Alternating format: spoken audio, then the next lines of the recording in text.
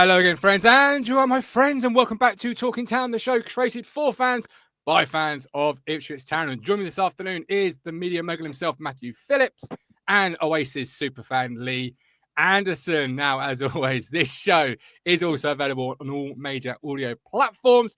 So if you're listening, be sure to leave us that 5-star review. If you're watching right here on YouTube, whether live or on catch-up, like, share, and subscribe. And whatever you do, thank you for tuning in and choosing Talking Town. Here to celebrate a win. But before we get stuck in, don't forget the show is partnered with Match Bingo. Remember the word town, all in caps. I'll come back to that later on. And Stowmarket Osteopaths, quality care since 1985. If you like your town news, views, fan opinion and more, what do I always say? Hit that subscribe button. And why not? It's free. It helps us to grow. And you never miss a show. A big afternoon, a big evening for Town. Fabio Wardley, 3 points. But before I go any further, if you'd like to support us, you can drop a super chat into our live chat if you're feeling generous. We'd appreciate it. Or, of course, hit the join button on YouTube, become a monthly member, $4.99. You get access to more. And, of course, the Talking Town Discord server, which I was losing my mind on before the game yesterday with 9 changes. Right. Let's be honest, yesterday was exactly what the doctor ordered. 2 defeats, massive opinions during the week. Town needed that reaction. They needed to grab all 3 points. And was it going to ever get style points? Maybe not, but it was a win to right the ship. As always, there's lots of opinions, so join us live, hit the link, leave your comment in our live chat, as Eric has done, as Colin has done, as Sharon has done. Thank you ever so much for leaving your comments. We'll get to them in just a second. But before we do, we're going to start, as we always do, with our Town in 60 seconds. And I've got a feeling for the first time ever, when I say the word, this is where you can leave your questions. Please, from the heart, rants, praise might actually get covered this week. So we'll start with Mr. Lee Anderson himself, the Oasis superfan. Lee, kick us off. Give us your Town in 60 seconds. Well, I think it was a good performance. We certainly learned from our mistakes during the week. We looked a lot more compact during the game. We didn't chase it quite as much, which I think is a good thing. But then on the negative side to that, what happens? The game's a little bit flatter and it becomes a game of chess. The atmosphere isn't great. I'm sure we'll touch on that a bit later. 12:30 kickoff. A lot of people blaming it on that. But really, the game we kept in the game in terms of trying to go forward. The subs came on, made the difference. We get the goal. Should have and could have and should have scored another couple towards the end. So that was great to see. Worried about the injuries. What's Smollett's got to do to get a break? You know, he's took a heavy hit, and then Akpom took another. That looked quite nasty hit to me. I wonder if VAR looks at that. Not that I'm a fan of VAR. I think he's done him there with a leg tackle on his shin and his ankle. It's funny, isn't it? We spent all yearly moaning about VAR, saying, I can't wait to get rid of it. And then suddenly it's been a couple of instances recently where we've gone, I wish we still had VAR. But it was a nasty tackle on Akpom. I don't think it was a deliberately nasty tackle. It was just one of those where you're playing a game of football and it happens, but it still is a nasty tackle. And to lose both 10s, obviously, in the same game, is rare. I don't think I remember a game where that's happened to us. But excellent 60 seconds to kick us off. Matt, you're the seasoned podcaster, so I'm expecting lots of praise, lots of quality to come from you. So come on in, give us it. 60 seconds are yours. Go. I just had great relief that we managed to get the 3 points over the line, quite frankly. I agree with what Colin said in there. I said it in outside the stadium as well on the microphone. Didn't care how it had gone in, off your backside, off your leg, off your ear, whatever. As long as it went in and we got those 3 points, because it was so imperative we got those to take, to keep the season rolling, because you don't have 3 defeats back to back. You don't want the pressure on Mckenna, because then that leads to dissatisfaction in the stadium. Again, as Lee alluded there, we'll come back to that. So it was really important to get the 3 points. What was perfect, if you'd seen our show with Chris Hall on Thursday, was that once again, the perfect opposition to help steady the ship came along in West Brom, because Chris said to us, we don't really create anything. We don't score. We've got one of the lowest XGs in the Football League, let alone in the Championship. and Town were low on confidence. So it felt like it was going to be nip and tuck. And thankfully, we managed to get that goal. But they didn't really offer too much in front of goal, did they, West Brom? So that was good. And as Nick Muller said on our show yesterday, once again, we beat a team in yellow and green. Easy. Easy, yeah. And we're going to hear from Chris in our voicemails. People have been leaving their voicemails after a win. Not as many as after a defeat, but we've got some all the same. And you can leave your voice message opinion at any time, morning, day, night, any day of the week. Speakpipe.com/talking town. I wouldn't go as far as perhaps to say it was a forest green, Matt, although they were wearing a very similar sort of kit. You could argue in this green. That was a bit of a free pass. Big shout out to Shane Griffin, who was at the statue with us yesterday. Absolutely. Had an immense journey back to get to north for Peterborough or something. So nice to meet you, Shane. Brilliant. Was that who you were talking to? Yeah. Is that who I walked back to the car with? Oh, we were both completely frozen. Shane, you should have said I didn't realise. I do apologise. It was great to see you.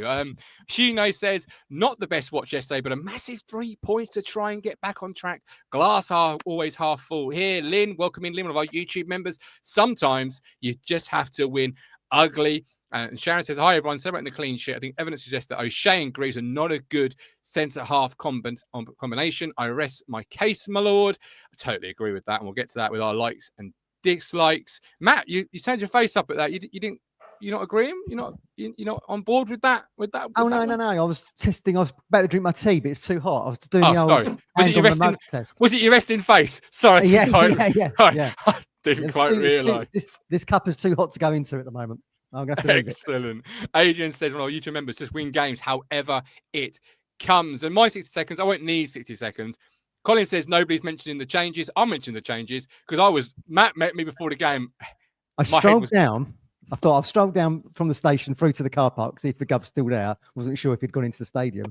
All I could see was windows steaming up in this car, and it was Gov fuming about the 9 changes. And he opened the window and goes, "No changes." I'll leave that the expletives. Yeah, please do. But look, listen, I'm not a fan of 9 changes. I'm not a fan of anything more than 3 or 4 changes. But if it gets you back to your strongest 11, and then you can build a platform from there, I'm all for it. That was our strongest 11. You could argue 1 or 2, but that's the point, right? That's the team. Well, I guess you argue 1 or 2. You don't argue 7. Yeah, I mean, I suppose you would agree with this as well, Lee. I mean, it's 9 changes off the last game, isn't it? You actually wind it back to the start of the month against Norwich. It was 2 changes. You know, which was a far better performance than what we followed it up again at Portman Road with Charlton. So, but I guess it's the journey, isn't it, from Norwich to Borough to Charlton back to West Bromwich Albion, where we've kind of used the entire squad, other than everyone who's injured. And it could have gone either way. Obviously, Town got the win. It was a scrappy game. I thought 2 teams were going to equal themselves out. But yeah, I wasn't a fan of the 9 changes. But if it gets you back to your strongest team, if it's the reset point, we'll live with it, particularly after a win. Winning cures all ills in football. As we said Wednesday, as you said Thursday, if you win games of football, the narrative changes, the mindset changes. That's how it all goes away. Let's do the flashpoints with Match Bingo. Don't forget Match Bingo. Remember the word town, all in caps. We've partnered with Match Bingo to give you a 100% deposit bonus.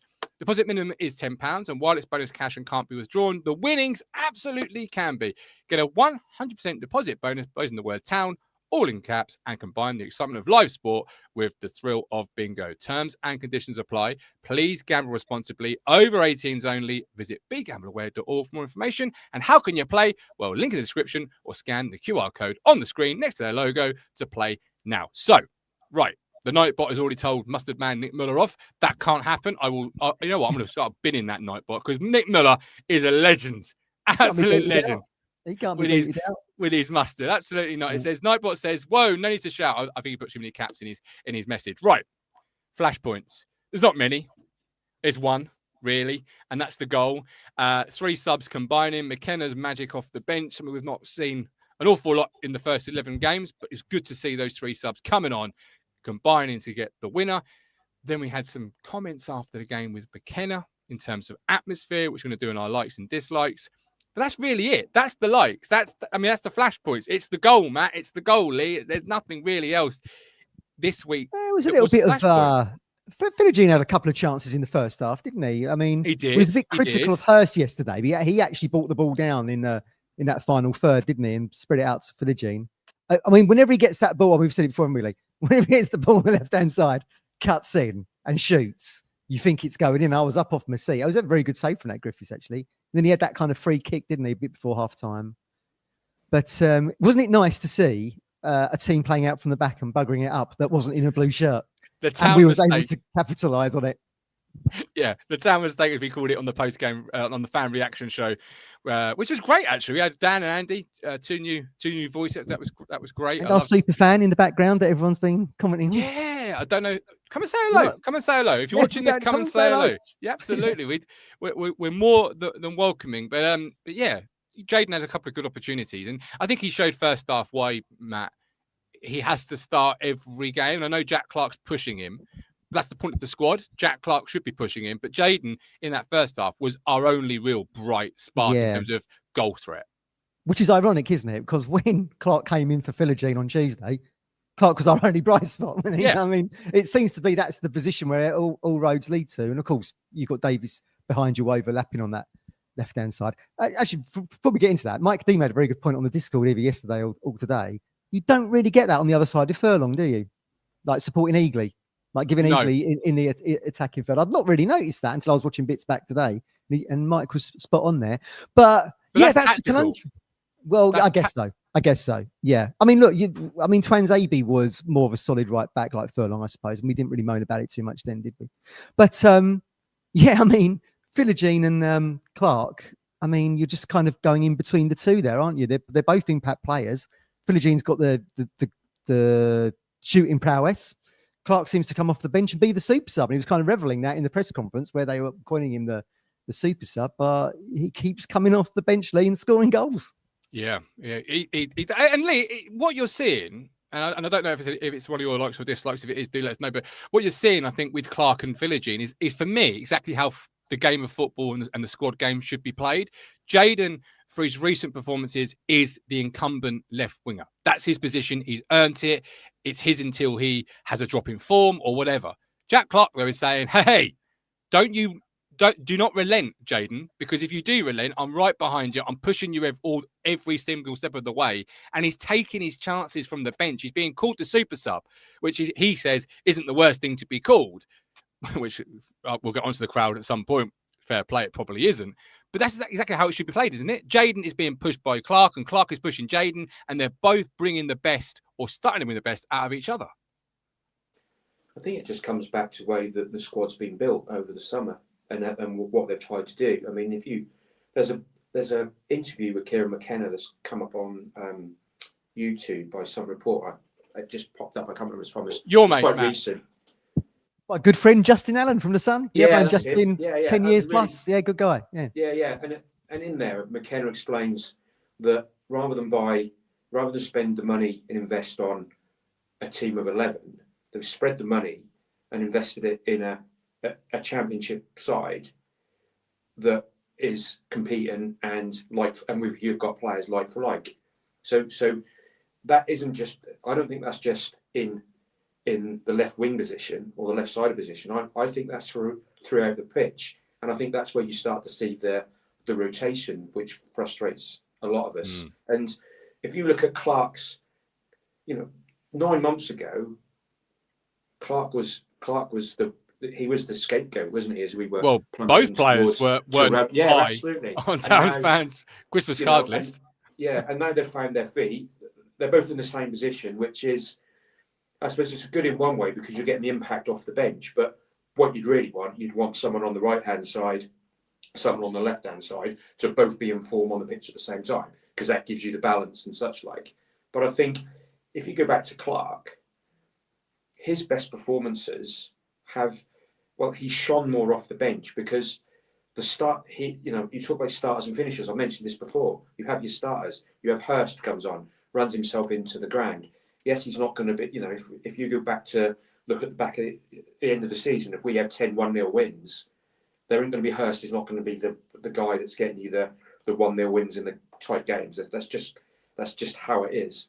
But you bring the finishers on, and it's a new way of football. It's a new way. We all grew up in the 70s, or some of us grew up in the 70s, the 80s, and the 90s, where you always played your best 11, and then you brought subs on.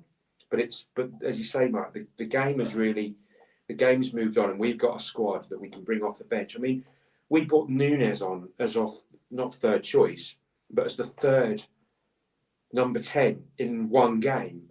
Yeah. I mean, that's just you know. But you've got to keep everyone. You've got to keep everyone happy. You've got to keep everyone involved. And if that means a bit of rotation, then so. But that's where I disagree. I think it shouldn't be about keeping everybody happy. It should be about what you're getting on that left-hand side. You hope goes throughout the squad. So, for example, at the moment you've got two new players, McAteer and Egley, both vying for that right-hand side. One of them has to grab the shirt the same way Jaden did, and Egley did grow into the game. We'll come to it a bit later. Or McAteer has to grab the shirt, and then the other has to push. And the same for the midfield options, like Jack Taylor. We'll get to him at some point as well. For me, it's about players earning the shirt, keeping the shirt, and those behind them, the message is clear and simple. You want to play?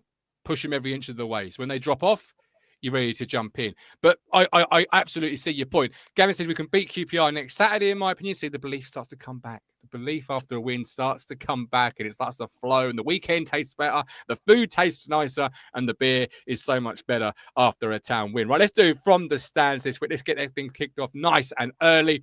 I've dropped the link. We've got Colin waiting to come into the show already. If you want to join us and have your say, have your opinion, get it on the show. Let the town fan base know what you're thinking, what you're feeling. While you do that, while you click the link, let's have the voicemails. There's not many this week. One is from Chris Hall, our West, which I absolutely love, by the way, Matt. I love that an opposition fan has left us a voice message. I want that. Yeah, he's been incredibly quiet since full-time whistle yesterday. Only a couple of messages. I can imagine he probably has been. But don't forget, you can leave these at speakpipe.com/talkingtown, morning, noon, or night, any day of the week, during the game, before the game, after the game. I tried to do one before the game, but when I sent it, I'd realised I'd left it as a outgoing voice message. So if you left a voice message, you would have got my voice message in return. So it wasn't. That's when you were raging. Yeah, that's when you said, "What are you doing?" I said, "I'm leaving a voice message. I've got to tell somebody." I was absolutely gone. Right, someone's got it halfway across the world. Somebody has left a voice message and heard me saying 9 changes. Anyway, let's play him. Here we go.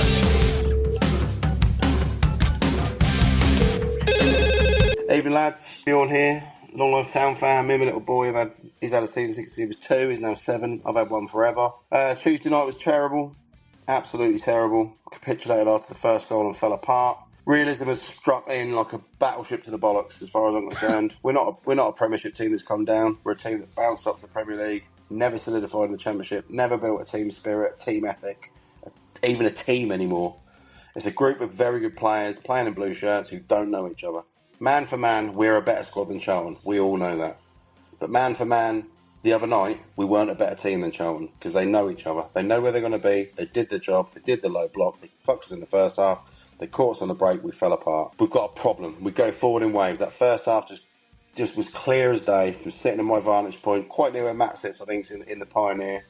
Going forward, there's a vacant spot on the left and a vacant spot on the right where Broadhead used to be and where Burns used to be. The cutbacks into the middle where we scored all our goals with Chaplin, Broadhead, etc., they're not there.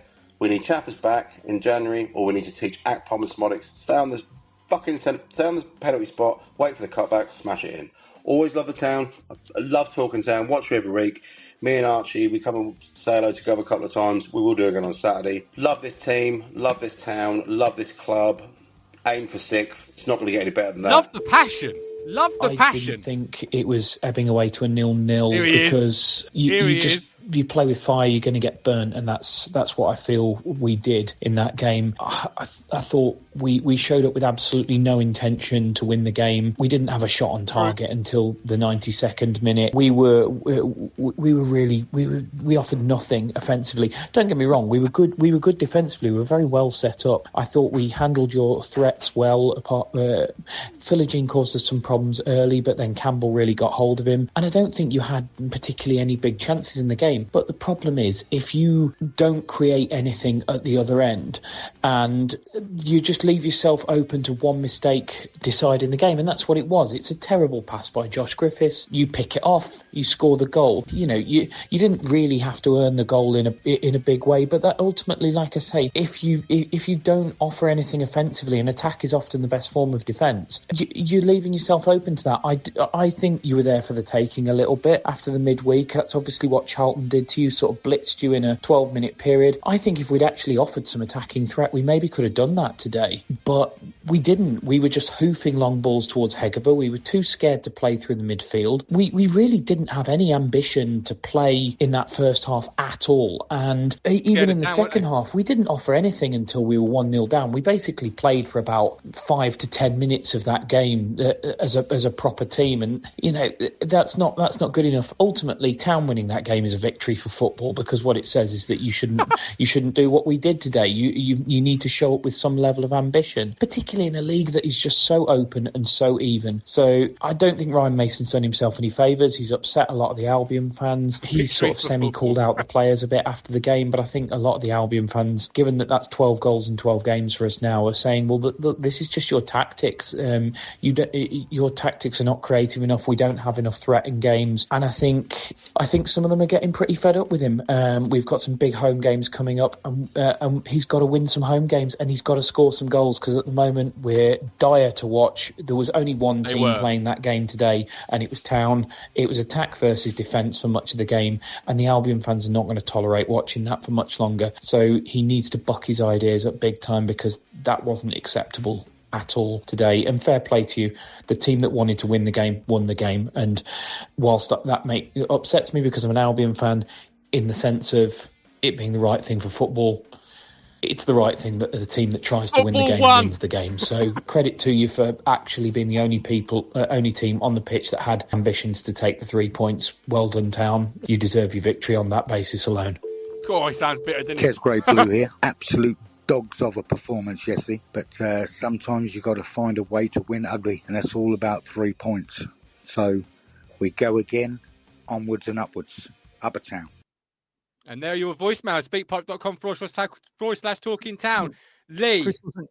Trevor was saying Chris sounded a bit down. It was because he's probably looking after his daughter, so he had to use hushed tones. He probably and his team had just turned up with yeah. Oh, I'll start with you then, with caller number 2, which obviously we know is Chris. Offered nothing, victory for football.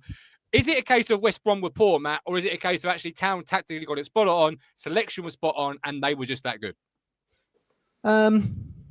Yeah, a bit of a flop. Not sure. Bit of both, really. Because we're going into that game with such low confidence, weren't we, on the back of the Charlton one? Yeah. And, you know, I mean, we had been a bit of a goal machine at Portman Road ourselves, hadn't we? Sheffield United, and then what we had done to Norwich. And then suddenly we throw in the Charlton performance, and then the confidence is low, isn't it? But as I said at the top, you know, you're playing, and as Chris alluded to there, you're playing a side that has scored 12 goals in 12 games. They're not offering too much up top, which allows you to be a little bit more cavalier in your approach, I guess, in getting forward. I'm sure if we had, like Philogene had scored that one in the first half we were speaking about earlier, could have gone on and won 2-3-0 maybe, because they would have had to have started committing players forward, and I think we probably would have caught them on the break, as we did, you know, kind of with the goal and the other 2 chances that we didn't tuck away in the end. But yeah, like I said, the perfect opposition. So a bit of both. Lee, caller 1. Absolutely love caller 1, by the way. I hope you leave more voice messages. And if you want it, there's a contributor slot for you. I thought you were brilliant. Absolutely brilliant. Don't know who it was. Don't know who you are. Don't know where you are in the world. But give me a call, because that was amazingly great. Some great comedy lines in there. But he mentioned Chaplin, Lee, and the live chat, I think it was Shabby, that is a bit bored of the Chaplin debate, and this is a player that I joke about, because every week he gets better and better. The more Town lose, the more the myth of Connor Chaplin grows. I'll be missing Connor Chaplin, because Matt said he'd be back in January. I disagreed, but he's looking more likely to be right than ever, which annoys me more than anything in the world. But is the Chaplin debate one we should put to bed for at least 8 weeks? Just before I answer that, can I go back to the last caller? Because of course you can. I thought just when he said football won, he should have watched some of our games in League One. True. Because that was not, But anyway, that bit did make me chuckle and made me reminisce, which I guess is a segue into Chaplin. We've got to move on, haven't we? We can't keep going back and thinking about what we had.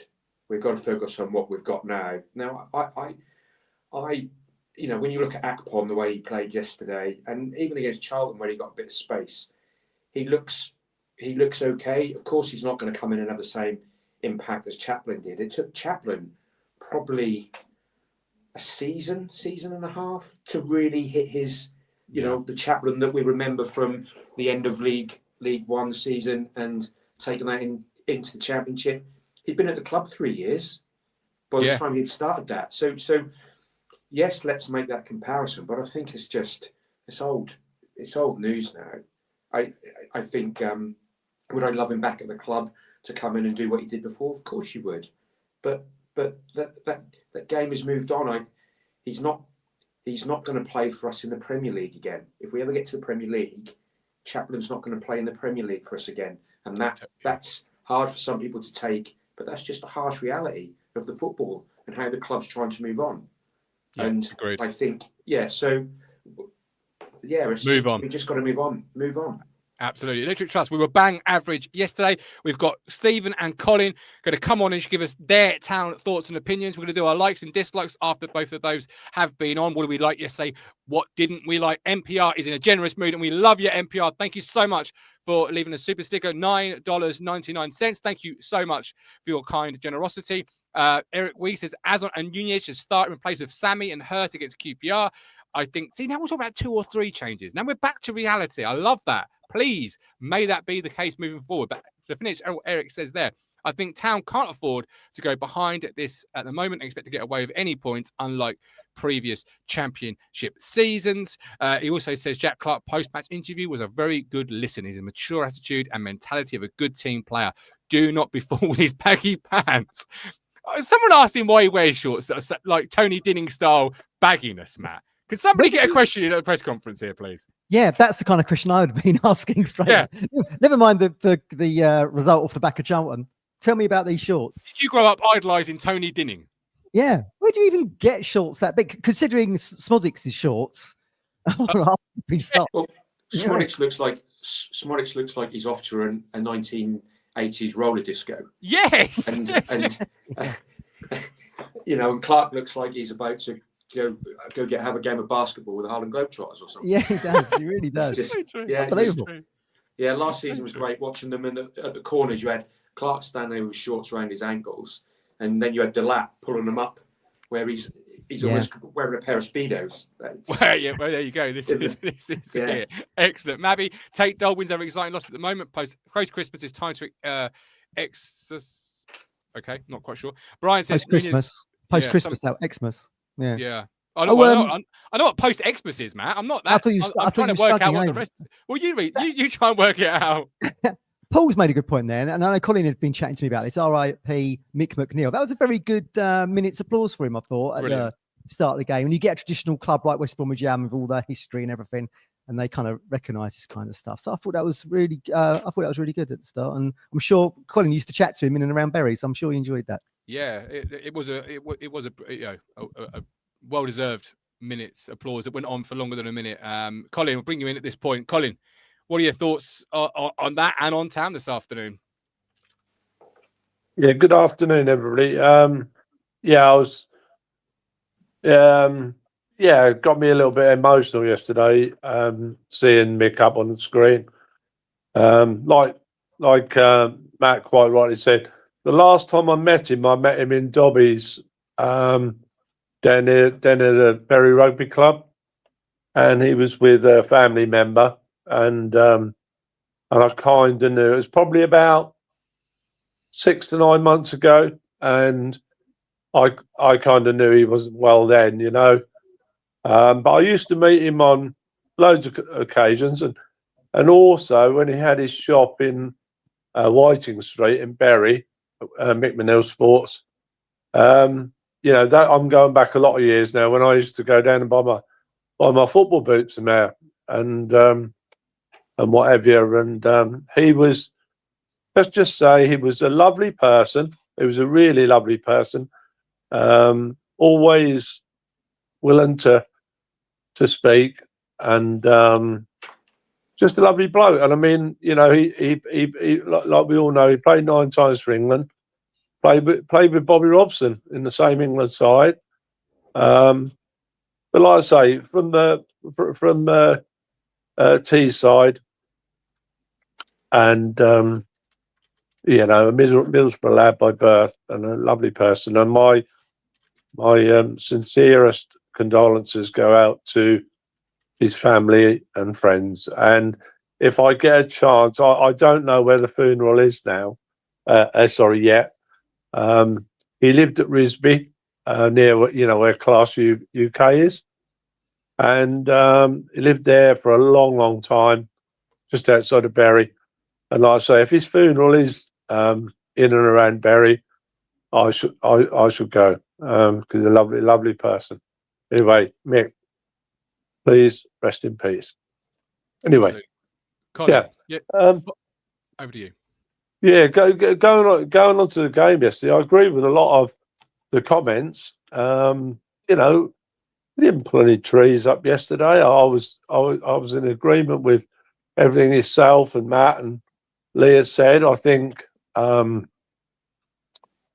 you know, we made a lot of changes, but we kind of got back to where we were, and that I am in total agreement with. I agree with what you said earlier, Gav, that I think we're getting back to somewhere near what we would class our best side.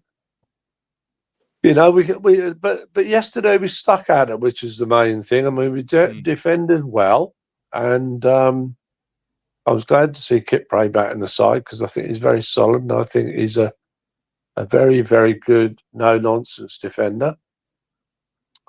But I was really, like I said in the chat, Gareth and Matt and Lee, I'm so impressed with Nunes when he came on.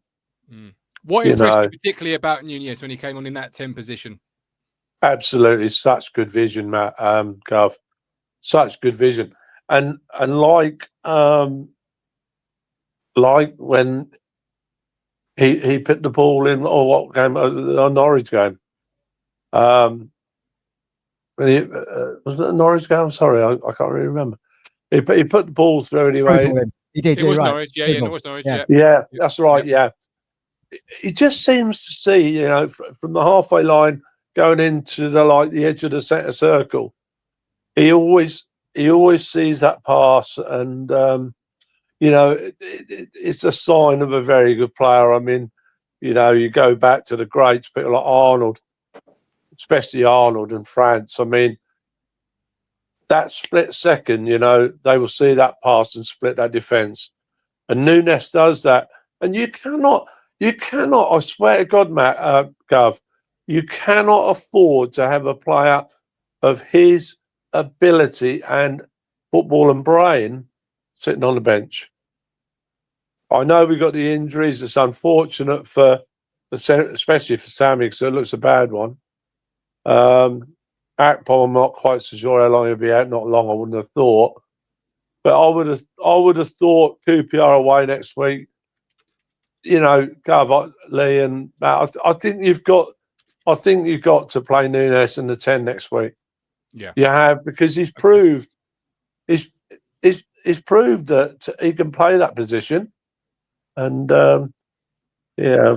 But going on to other players like Hurst, I think, you know, it's obviously not going for him at the moment, and I feel a bit sorry for him in a way, because he's obviously not picking the side. Kieran's picking the side. He's putting him in the team. Like I say, I feel sorry for him because I think at the moment, with his form being so poor, really, I think we'd be a bit better off starting with. So you'd be dropping Hurst and bringing Azon on. You want Nunes playing in the 10 against QPR. Before I bring Stephen Parry and Colin, is there anything else you want to bring to the Town fan base and share? Well, yes. I was just just like to say, although it wasn't an overly brilliant performance yesterday, it's the three, like I said earlier, it's the 3 points that's most important. And I think if we go to QPR next Saturday and pick up another win, you know, we could turn this round. But just one last thing, if you don't mind, please. Of course, go for it. How on earth has that Napper still got a job? That's true, but also TNC's problem, not mine. So that's for them. Absolutely. Long may you continue. Lastly, absolutely. Can I just say one last thing, please? Go for it. In reference to a certain person you've just mentioned, yeah, have they built the statue yet? Well, they need to, don't they? They need to. Colin, look at that. Colin is on phone for it. We love you, Colin. Appreciate you. Look after yourself. So Colin says Nunez must start against QPR in the 10. He loved him in that position, and Hurst potentially has to come out the side for Azon. Stephen Parry, what are your thoughts this afternoon? I can understand those thoughts. I thought it was an odd game. We were going into it, and I'm pretty sure after the last 2 games realistically, they were decided on us making mistakes. All the players would have been told about that for the last 2 weeks, you know, and I'm sure every player would have been sat there going, well, first thing, nobody makes a mistake. So you're not going to be as expressive as you normally are when everyone's focused on not making a mistake. And I think that showed in the way we played. We weren't overly expressive. We weren't really gung-ho like we can be. We took it a little bit more calm. We weren't making any mistakes, and I like that. You know, does that lead to us not having 30 chances? Yes, but it also leads to us having a clean sheet, which is rare. Which is rare, you know. And I'm thinking to myself, yeah, if needs be, I know they allowed it because they didn't push on us as much. You know, certainly as much as like Charlton or Borough did. You know. But if you've got that extra 1 or 2 seconds to think about what you want to do before you do it, sometimes take that time. Yeah. Because sometimes doing it in the moment, like that header from O'Shea against Charlton, I'm sure if he'd have done that 10 times, he'd have probably done that once. You know, sometimes it just happens, and sometimes you need that little bit of extra thinking time but he didn't have that thinking time, so he just did it. You know, and like I said, it was picked up on Sky yesterday, the fact that our midfield had gone. Our midfield was in their box. You know, the ball was going to our goal. Why is our midfield near their box? You know, that was also part of the problem. So it wasn't just on O'Shea. It was our midfield had vanished as well. And that's all down to communication. People are still not used to where they're supposed to be when certain things happen. And we go back to Chaplin and we go back to people like that. But I remember when Chaplin and Broad for the first 3 to 6 months, we were awful. We really were. And I think because of what happened after, I think people forget how bad we were going to Bolton and losing 5-0. You know, it really was awful. He's got a point. And we weren't ripping teams apart. That took time. As they built them bonds and as they built them, you know, the partnerships up, and we're judging Broadhead, as what Lee said, we're judging Chaplin on what he was after 3 years, and Akpom is what he was after 3 months, and that's not fair. Yeah. You know, you really can't do that. You've got to look at what was Chaplin like after 3 months, and judging what thing he was like after 3 months. And if you guys bring in Chaplin base, our wingers don't play like Broadhead and Burns do. You're not going to get cut back crosses from Egley. He's more interested in trying to cut inside and get into the box and try and score. The same with Philogene. You know, the best you'll get is probably a cutback from Davis. You know, but by that time Hurst or someone else should be in the box. You know, we've had cutbacks from Davis. Some have been pretty poor. You know, like that Jack Clark one yesterday. Jack Clark should have gone. He should have hit that, but he tried to cut it. Yeah. That was the easier, the other guy was in the easier position, but he was never going to get the ball to him. You know, he had to pass it through 2 players. Just hit it. I think you get more joy, especially after he just scored a goal, which was a very hard goal to score. But I think in the end, it was one of them games we just had to stick at it, and grind it out. It was one of those that everybody was nervous after two defeats. Everyone was edgy. Everyone was, even I thought, when we were 1-0 up, we always concede, and this was like 88 minutes when they were getting corners, so that's how edgy it was. Yeah. And that's what I think, I know there's been a lot of debates about what Mckenna said about his, it was a difficult atmosphere. That's the way I read his statement, as it was an atmosphere. There's one mistake and all of a sudden everyone's on the back, I don't think it was a diss or having a go at people. At the end of the day, they were booed against Charlton, and he accepted those boos and said they were right to boo. So I don't think it was. I think he was just trying to reflect the way the players felt, that it was a difficult atmosphere to play in, because they all knew that if one mistake happened, people would get on the backs. Rightly so. Yeah. And that would have made it difficult. But, they stuck it out. They didn't really have much defending to do, which was maybe a reason, because, the back line worked a bit better. The midfield linked up better. I think it was better that Matasiwa was in there, apart from when it was it looked different to when it was against Charlton. He was picking up and running out with the ball, and he was escaping players. We couldn't do that against Charlton. We kept getting caught. But I think in the end, it was the right performance. It was a good performance. It was a needed performance. I think we can build on from there. Do I think Núñez can play number 10? I think he'd be quite good at number 10, because also, if needs be, during the game, he could drop into the 3. You know what I mean? Especially when we're defending. Where Akpom and Smodic may not be able to do that as well, because they do come deep, but he'd be more effective coming deep than what they would be, because he's more used to playing deep.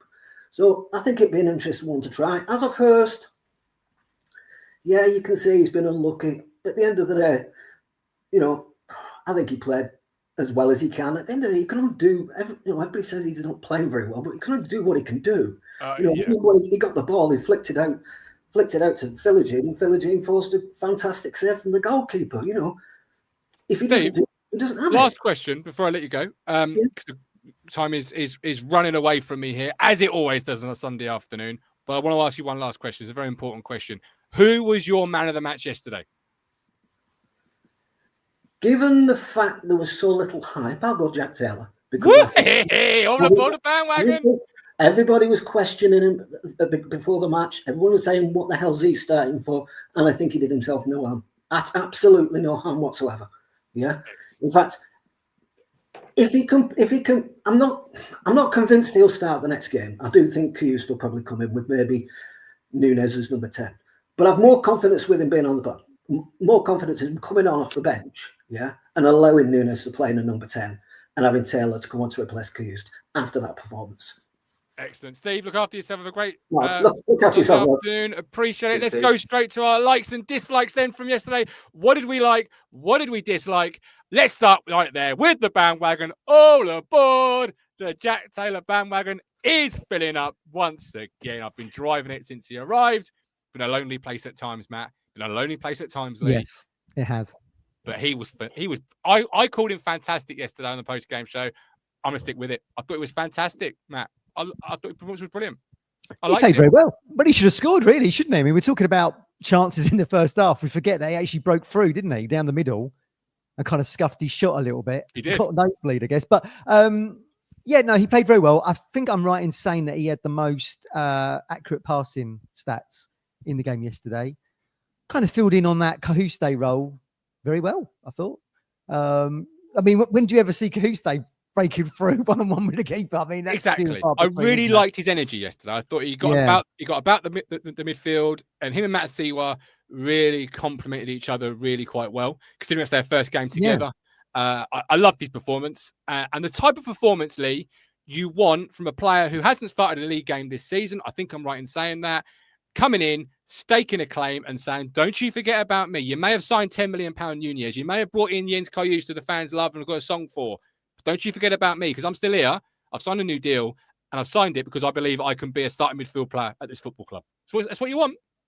Well, that is what you want. So it goes back to your point where your car explodes because of all the changes.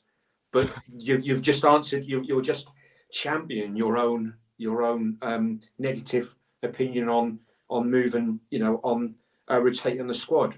what Taylor proved yesterday, and I think Stephen sort of touched on it about, he did himself no harm, but he did no harm to the fans, because the fans now realise that we've got 4 very good midfielders that can all come in and do that job, and it helps. And it goes with the rotation, and football is so, the coaching now in terms of picking teams, it's the minor, the finer detail. But I when you see the starting lineup, it's a bit like when we did it when we got promoted in League One and sometimes in the Championship.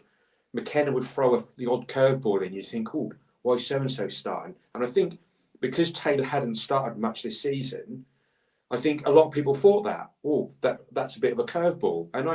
And were people concerned about it? I don't know. I always think, well, you just got to trust Mckenna. But I thought, like everyone said, he played really well. And let's not forget that that pass he played into Nunes, that sort of reverse pass into Nunes, which reminded me of the broadhead into Chaplin at Peterborough when Chaplin went through and scored. That Nunes just couldn't get his foot around the ball, but that was a terrific pass. And if you're on match day on Saturday night in the Premier League, and it was someone top, Premier League player, they'd be drooling over it all night. It was a fantastic pass. So it really was. Fair play to Taylor, but it does show that the rotation can work.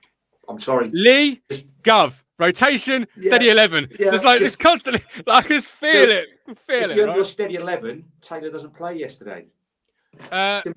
Taylor, because he was down in the pecking order, so Taylor doesn't play. Absolutely, absolutely. So, but you want a player to come into the side that hasn't played to stake the claim. And as Joe says though, with Jack Taylor, look at Gov come alive when Jack Taylor is talking about. I've been a big supporter of his since he arrived. I'm going to ask for your likes and dislikes now, Matt. Before I do, a few comments coming in while we had Stephen and Colin on the show. Eric says Hurst poor this season. McKenna can't keep playing the usual style. Let Hurst come on as a sub if need be. Trevor, Jack Taylor, man of the match, more solid all round than Karius. Shane says Jack Taylor gave us more energy in midfield. Love the Jack Taylor. Love him this afternoon. Mike says Hurst isn't up to the job. Ain't scoring us goals. Ain't holding the ball up. And his first touch was absolute pants. Mike D says 2 players at best position. How do you solve that? We'll come back to that. That's a great question. But before I do, Matt, likes and dislikes. Give us one of yours from yesterday, please. Well, my like was Kipre coming back into. I do feel sorry for Greaves. That's a question or answer for another day, isn't it? This rotation out of centre back. 1 minute you're in and 1 minute you're out. But I thought Kipre done very well. He was probably actually my man of the match. I think he was, as Colin said, he's just such a unit. And I also remarked to David, who sits to my left and has done for many years at Portman Road. And I said, what great feet Kipre has got, which is kind of ironic considering he got into Middlesbrough and scored an own goal with them. But yeah, this stage has got such a good touch for someone who's so, built so solidly. And he's very comfortable going forward, as Chris Hall told us, in kind of like a Titus Bramble-esque manner. I just thought he had a very solid game, very comfortable game, but that doesn't mean he will play against QPR next week. You could well see Greaves come back in, and that's something for McKenna to ask, to answer the reasons behind that. But Kipre came back in. He did very well. Do you think Kipre and O'Shea? This is what I was talking about yesterday on my reaction show. And I talked about with the terms for Setwood's 11. You've got to find 11 that plays complementary football. Complements each other, brings the best out of each other, hides each other's flaws. Do you think O'Shea and Kipre are your best 2 centre halves? Perhaps not in terms of ball playing ability or progressiveness or whatever stat you want to bring to the party, but in the sense of if you're going to play O'Shea, you've got to play someone next to him who complements him, who brings the best out of him, but also hides his flaws and vice versa. Do you think those 2 as a pair are the best pair because of that? Well, I think if you actually look at the stats, in previous games when Greaves has been next to O'Shea, O'Shea's had the most completed passes because the ball's going out to him. So there's obviously a tactic there yesterday that Kipre was obviously more comfortable on the ball or whatever than O'Shea to play out and through the thirds. It swings and roundabouts, isn't it? I said I think I said this season, didn't I? O'Shea and Greaves have looked like strangers on. But that was O'Shea's best performance for a while as well, though, wasn't it? Yeah. That's why I mention it. But then they played well. I mean, Greaves and O'Shea done a season in the Premier League together, didn't they? I mean, obviously Kipre. I don't know how often the Kipre and O'Shea played with each other at West Bromwich Albion in terms of in defence. But they've got a history of clubs together. Yeah. Don't know. I mean, maybe this is the reason why Mckenna does rotate them round. I really don't know, to be honest with you. But as I said, I wouldn't be surprised if it's Greaves and O'Shea at Loftus Road next week. Yeah, but I think that's another position, like central midfield, where you need the consistency. And as I said before the game to you in the car park, I feel a bit sorry for Dara O'Shea. It's a revolving door to the right and left of him this season. Yeah. He can't build a partnership with anybody. He's played with 2 or 3 different right backs: Ben Johnson, Ashley Young, Darnell Furlong. He's played with 2 different centre back partners, in Greaves and Kit Brown at various different times. Yeah. In a position, I played it, albeit Sunday morning level. Consistency and the constant is what you crave. You want that partnership. You want to know what he's thinking. Is he going to go and close and there's a space behind him? Is he going to drop? All these different things that you build up. But Lee, likes and dislikes. What did you like or dislike from yesterday? I guess we're going to come on to the dislike about the crowd jeering. So let's do it now. No, do it now. Do it now. Yeah, bring us to the party now. You dislike. Love it. Yeah, go on. I think that feeds into the strange atmosphere that Mckenna was talking about in part as well. Not just that one moment, but a lot of people seem to have latched that onto that, particularly on social media. But I can see the frustration, but you've got a game plan and you've got to know when to. If you're bringing those players off the bench, you've got people like, so we talk about George, we talk about Hurst, okay? Yeah, he's not been in great form in front of goal, but he worked absolutely tirelessly yesterday. You could not fault him for the effort he put into that game. You couldn't fault it. And he didn't link up too badly. But what he's doing is he's running those defenders ragged. He's running them ragged. And then you're coming on with 10, 20, 15 minutes, whatever it is. The tide of that back four is, and you bring on Clark, Nunes, Azon, however you want to put it, you're giving yourself that better chance with 15, 20 minutes to go. So I don't get the jeering. I can understand the frustration, but the race hasn't run. Moan about it after the game if you want to, but I think the atmosphere we're better when everyone's together. And I go back to the Mick McCarthy one. We talked about that. I've always defended McCarthy for that. We don't want to go down that road again. The club's still got its future together, and everyone, we've just got to keep going. So I don't think Mckenna was particularly calling that out specifically. I think that's what Matt said. It's about the whole atmosphere, the edge of the game. Coming off the back of 2 defeats, fragile crowd if we get broke on. But I think that's the other bonus was we managed the game a lot better and a lot tighter. And that sort of game, those sort of 1-0s, are the games that can get you promoted. See, I never heard the jeering for George Hurst's substitution, Matt. Some say there was also some boos. You did. Okay, yeah. So perhaps it was bitterly cold. There was a wind. Perhaps it didn't reach the cobbled. I didn't hear it. And obviously McKenna after the game came out and said, I'm going to paraphrase now, so forgive me if it's not right, about a difficult atmosphere. Difficult atmosphere. Thank you very much. Which Mike D says, I like the McKenna comment, bit of character. I couldn't decide if I liked it or disliked it because Mike is right. It is character. He is biting back. I do like the siege mentality that you start to build up as a football club. You need that when the chips are down. What are your thoughts on Lee's dislike, the McKenna comment, the jeering, etc.? Well, we've seen it before, haven't we? I said to Cronus today when he phoned me up after the talk about Waldley. We've seen it because McKenna's not seen it before, has he? But because we've been there for so many years, we've seen it. We've seen the ironic jeers. But it wasn't difficult, was it? It wasn't toxic. Yeah, when Keane, Jewel, McCarthy was there. No, it wasn't particularly. What I would say is, though, I mean, the North Stand and where Blue Action are on your side, it's a very flat atmosphere. I mean, it seemed to me that it was like, oh, well, you've lost against Charlton, let us down. Now you must entertain us. And as I say quite often, I watch Eintracht Frankfurt every week in the Bundesliga. They're 5-1 down against Liverpool in the Champions League. Everyone in the stadium's like doing the Poznan. The atmosphere continues regardless. So, I mean, there's always, but that's a different, ultra culture is obviously different to what we've got in over here. But yeah, I would expect more from our fans, really, just to sort of, the chips are down. We lost 3-0 to Charlton. We're back on the TV, live on Sky. Let's see if we can get an atmosphere going that we've been pretty good at doing in terms of unveiling banners and stuff on previous occasions to get back to winning ways. It just felt like it was, you let us down. Now you must show us what you've got. That's kind of the vibe I got. That's not really what I expect from a hardcore fan base that are trying to, be in the singing side of the ground. Okay. All right. Any more dislikes or likes from yesterday, Matthew? I disliked Smodics getting injured because I'm desperate for him to do well, but also he's starting to get a bit of a sick note thing with me now. He gets injured when he goes away with Republic of Ireland and misses out on wherever they went, Armenia, comes back. I don't know. He seems a very different player to the one we thought we were signing, really. I mean, he's not scored at Portman Road yet. I mean, there's no lack of effort from him. I mean, I'm not being critical of Sammy Smodics. It just seems for whatever reason, he keeps getting injured. And sometimes you get this for players at clubs, don't you? And then they go off and somewhere else and they have like injury. They're like David McGoldrick, for example, goes off as a Indian summer with Sheffield United, Notts County and what have you. But you never seem to be able to do 2 games on the trot for us when we really needed him. So he's sort of got a toe in that water at the moment. So I hope he's not out for too long because I want the Sammy Smodics that scores 30-odd goals in the Championship a couple of seasons ago. I mean, we need him firing on all cylinders, but it's just not happening, which is why, because of that, is why I keep saying I think Chaplin's going to come back, because at the moment he's kind of in that George Hurst territory of previous seasons where you're not sure if he's going to do 2 games on the trot. Well, he might not do 2 games on the trot anyway because Mckenna's tinkering.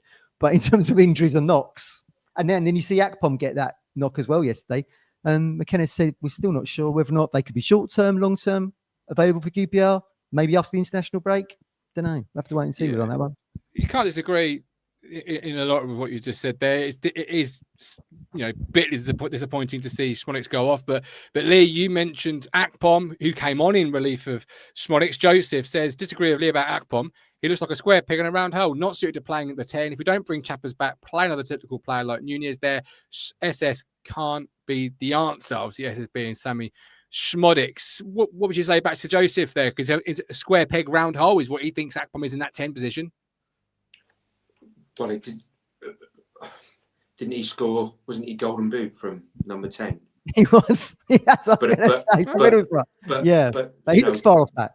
Yeah, but to be fair though, I mean, there's number 10s, and you can play number 10 differently. You can have a number 10 that runs off a striker who's trying to head flick-ons and stuff like that, a bit old-fashioned, or you've got more of a technical number 10, say if you like Chaplin as the opposite to that, who doesn't like to run in behind.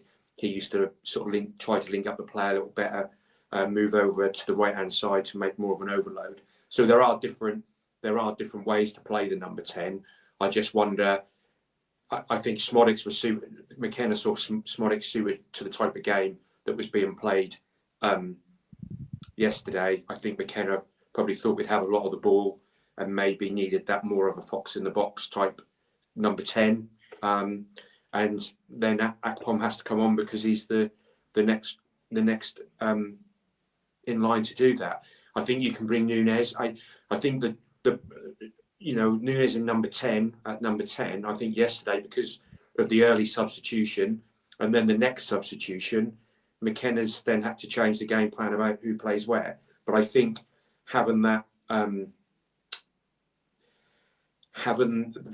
problem where you've lost the 2 number 10s that you had anticipated to play in the game, sometimes managers fall on a system or fall on a situation where they're forced into that. And Mick Mills mentioned it on the radio on the way home, that sometimes managers are forced into a situation where you put a player into position and it just sort of works for a while. Now, I don't think McKenna would have been surprised with Nunez going into that position. Or could play that position because he knows he can. But I think he's been brought in more to play one of the two, the side-by-side midfielders. But have you now stumbled onto something? And this is one of my likes. I really liked Nunez in that 10 position for a number of reasons. His vision, his touch, getting him in around the 18-yard box, as Matt said earlier. I think if you do play Azon, because I do think George Hurst is struggling. That's one of my dislikes, George Hurst yesterday. I thought Azon did really well when he came on. If you do play Nunez and Azon together and play Taylor and Matasiwa, or Matasiwa and Kayus, whoever you do, at home, it's great. Away from home, you can have Nunez drop in, form a 3, be a bit more compact in the centre of the midfield, gives you more flexibility. Have we accidentally, and I do mean accidentally because 2 injuries have forced it almost, stumbled into something that really long-termly could be the answer? I think as fans, we probably maybe stumbled into it, but I think McKenna always knew that when he brought him in that he could play that role. Yeah, but he wasn't going to do it, though, was he? It's forced upon him. I mean, it's not so much stumbled, it was forced upon him. There's a difference between... Yeah, all right. So forced upon him, all right. I think McKenna knew that he could play that position. It's just that he's chose not to, because with what's on the bench, Nunez would need to come in as a replacement for Matasiwa or Taylor if he wanted to change his two pivots. So he wouldn't have brought him on ahead of Akpom because that's how his bench was set up. But I think moving forward, yes, he's clearly got that option there. And I like the point you made about Azon coming on, because Azon plays off the shoulder a lot better than Hurst. He looks like he can run in a little bit better. That's more his natural game. And if you've got Nunez picking up that ball in that space behind him, like he did with the Norwich, I mean, that was, most of us could have made that pass because Norwich was so open. Yeah. But that tight pass off where Azon were running off the shoulder in that channel, Nunez is probably the person you would put your money on to make that pass. So there is a way to operate there with those two would complement each other. I also think, Matt, Nunez came on, and Mike says Egley looked better yesterday, more of the ball. I actually thought he brought Egley into the game a lot more in that 10 position, and we saw Egley, as the game grow in front of our very eyes. Young man, just arrived to this football club, still finding his feet, and I thought yesterday was a really good game from Egley. Yeah, very good. Yeah, he played really well. I mean, it's certainly in the second half when the game was a bit more open. Like you say, when Nunez came in on the 10, you saw him actually. I mean, he had that huge breakaway, didn't he? I think it was from that West Brom corner. Yeah. It was cleared, and then he sort of broke away. That led to one of these chances that we're discussing. I mean, he had a couple of shots himself, didn't he? One goes just, was he saved or just went wide? Maybe scuffed it wide, and one went into the north stand, didn't it? But growing in confidence. This is why Ipswich have made the Championship record transfer fee to bring him over from Denmark, albeit Norwegian, but to bring him over from there to play for us. And, like Ivan, I feel like he's still finding his feet, and he's 19, but he's been labelled a wonder kid over in Scandinavia for a reason. Now you're starting to get glimpses of it, and it's why Newcastle and the like were looking at him at the top of the year. Yeah, absolutely. Don't forget we are partnered with Stowmarket Osteopaths, quality care in Stowmarket since 1985, providing osteopath and physiotherapy services. If you want professional, experienced care, and of course you do, give them a call on 01449 613 633. I go there myself. I love going there. 01449 613 633. Stowmarket Osteopaths. Tell them Talking Town has sent you. Freddie is the governor there. Hugh knows. Egley reminds me of Amari when he first came, which is what Lee has said on previous shows. Needs time with McKenna and the team and the system. Eric McKenna would always start Hurst, but got backfired this season. It's just not happening for him. I think after yesterday, McKenna will be convinced to leave Hurst on the bench. Great comments coming in. Great show. I was going to say, I think I'm right in saying this. People, if you were watching the fight last night, I think Delap was sat with the Ipswich contingent. He was watching Wolseley last night. Coming back from injury, Lee, hamstring, might need games. Could he be the answer in January? No, Chelsea haven't got enough. Chelsea haven't got enough players. It must have had a word. Do you fancy it in the new year? Don't play with my heart in that way, boys. So. I don't play with my heart in that way. Although next year, Lee, potentially, should you win promotion, maybe a little cheeky loan deal, maybe a little cheeky. No, he's Chelsea's number 9. He's Chelsea's striker. We stop going back. We keep going back. Can I just say? I know don't look back in anger. Can I just? There's one more and I just like I'm going to need some help from the audience on this. Go on. What is it? Yesterday after the game, the players walked around, and then 3 of the ex-West Brom players, the 3 ex-West Brom players went over and applauded the West Brom fans that were left in the stand. Now I thought that was a really nice touch. Okay, really, really classy. But I was having an exchange with a West Brom fan on X. Oh, that sounds like it's going to go well. No, and it was quite a nice one because normally I rip the mick at people. But anyway, it was a proper adult conversation, and he said on X. Yeah, it was. Yeah, it was. Anyway, so he said, wow. He mentioned the 3 players, and then we were having this conversation because my boy and my lad noticed it. He said, "Look, they've gone over," but there was a 4th Ipswich player that had gone over, and this guy on X, West Brom fan, said to me, it was a funny 10 seconds because the 3 ex-West Brom lads were followed by a 4th Ipswich player who has never played for West Brom and was applauding the West Brom fans and wasn't really sure what was going on. Now, if I was a betting man, I'd put my money on Nunes being that 4th player who's got no idea what's going on. He's gone in with the crowd and started clapping the West Brom fans. So if anybody who was at that end of the ground could confirm who that was. But I thought it was a good moment. I thought that's quite classy.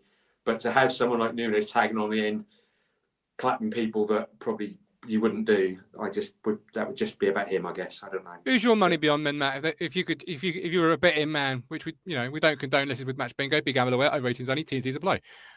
Who's your money beyond? Yeah, it's got to be someone who's kind of just new to the surrounds of the ground. Maybe an Eagley or someone or Nunes, possibly. Perhaps they just were following the lads, and so it would have been Darnell, wouldn't it? Kip Ray and O'Shea would have gone over there. Yeah. Went over and gave him a clap. Yeah. Yeah. So this 4th player just followed, and then the West Brom lad just said it just looked so funny because all of a sudden he realised what he was up to, and he weren't sure what was going on. So he probably didn't even whoever it was probably didn't even realise that those 3 had probably ex-West.